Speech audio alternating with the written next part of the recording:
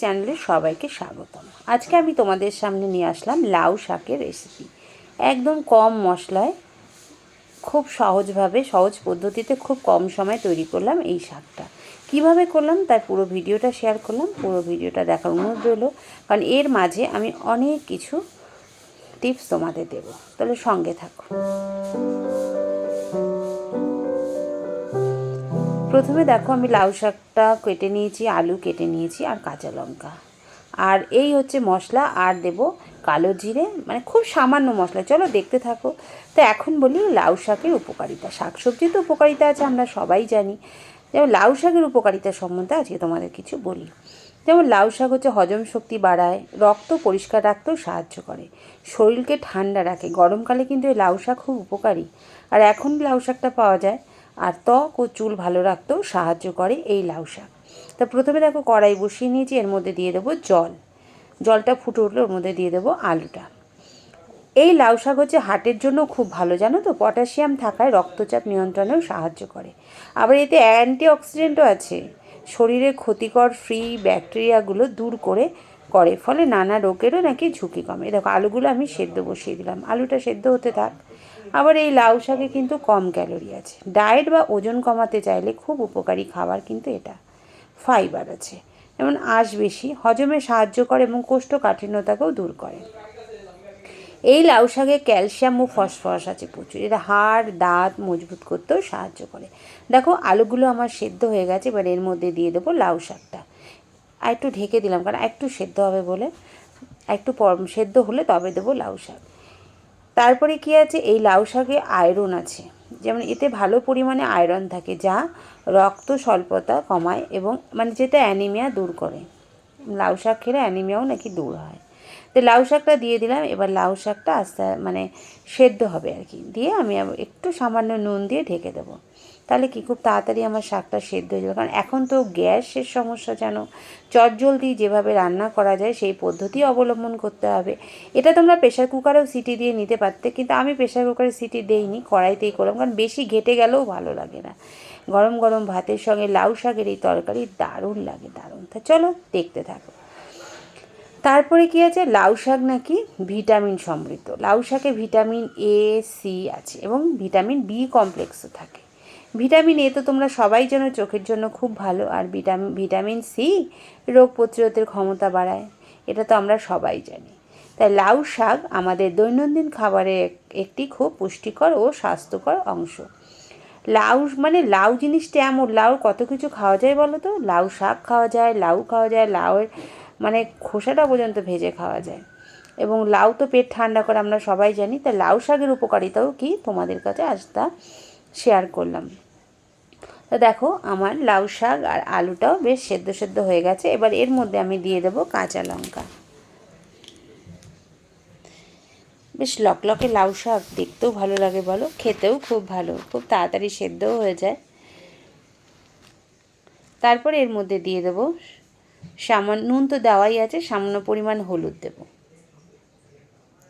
আর আমি যেহেতু চিনি খাই না, কারণ আমার বাড়িতে চিনির ব্যবহারটা খুবই কম, তাই আমি দিয়ে দিয়েছিলাম 2-3টে বাতাসা ভেঙে, গুড়ের বাতাসা। তাও চিনির বাতাসা না, কিন্তু গুড়ের বাতাসা। যেহেতু এইসব জিনিসে না শাকটাকে একটু মিষ্টি না হলে ভালো লাগে না, তাই জন্য দিয়ে দিয়েছিলাম একটু গুড়ের বাতাসা। দেখো, আমার লাউ শাকের জলটাও কমে এসেছে, আলুটাও সেদ্ধ হয়ে গেছে, শাকটাও বেশ সেদ্ধ হয়ে গেছে।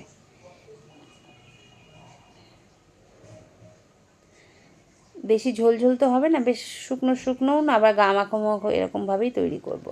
এই যে আমি বলেছিলাম না কটা বাতাসা দেবো, তাই আমি 2-3টে বাতাসা গুঁড়ো করে দিয়েছিলাম। এতে মিষ্টতাও আসবে, আবার চিনি যেমন বলে ক্ষতিকারক, গুড়ের বাতাসা তো গুড় থাকে, জানি চিনি থাকে, তবুও গুড় বলে বিশ্বাস করি, এই আর কি। তা চলো দেখো, আমার লাউ শাকটা সেদ্ধ হয়ে গেছে, আলুটাও সেদ্ধ হয়ে গেছে, জলটাও বেশ কমে এসেছে।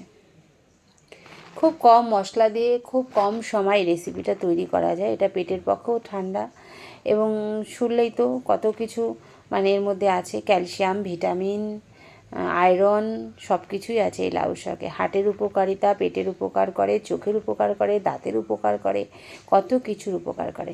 তা আজ থেকে সব জেনে নিলে তো, তাই এবার লাউ শাক এমনিই সবাই ভালোবাসে, এবার এই উপকারিতার জন্যই বেশি করে খাবো, তাই না কি বলো? তো দেখো লাউ শাকটা আমি নামিয়ে নিলাম কড়াই থেকে। এবার ওই কড়াইয়ের মধ্যেই আমি দিয়ে দেব সামান্য সর্ষের তেল। কড়াইটা আবার বসিয়ে নিলাম পরিষ্কার করে।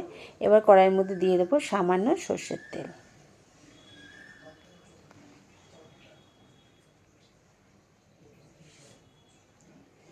তেলটা গরম হতে সময় দেব।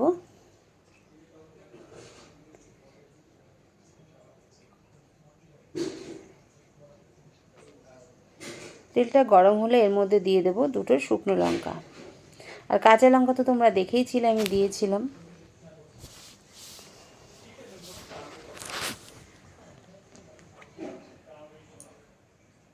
দুটো শুকনো লঙ্কা দিয়ে দিলাম।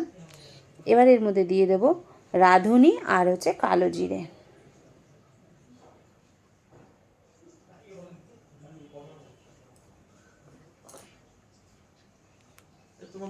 শুকনো লঙ্কাটা দিয়ে দিলাম, ওটা একটু ভাজা হতে সময় দিলাম। তারপরে দিয়ে দিলাম রাঁধুনি, সামান্য পরিমাণ রাঁধুনি আর কালো জিরে।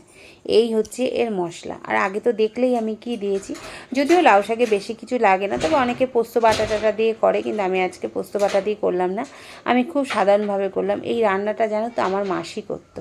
সে মাসি অবশ্য আজ পৃথিবীতে নেই, কিন্তু এই মাসির হাতে লাউ শাক দারুণ লাগতো খেতে, দারুণ। তা মাসির মতো হয়তো হয়নি, চেষ্টা করলাম কিছুটা মাসির মতো করার আর কি।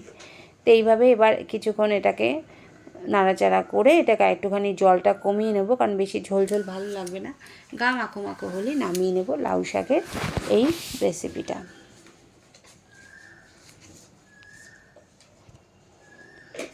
দেখো আমার বেশ গা মাখা মাখা হয়ে গেছে।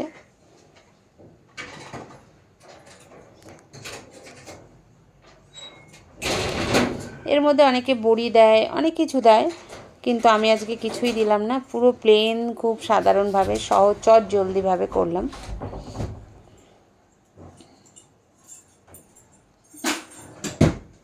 বেশ ঘাটা ঘাটা করে এবার এটাকে আমি নামিয়ে নেব। দেখো হয়ে গেছে আমার লাউ শাক। এবার আমি পরিবেশনের জন্য নামিয়ে নিলাম।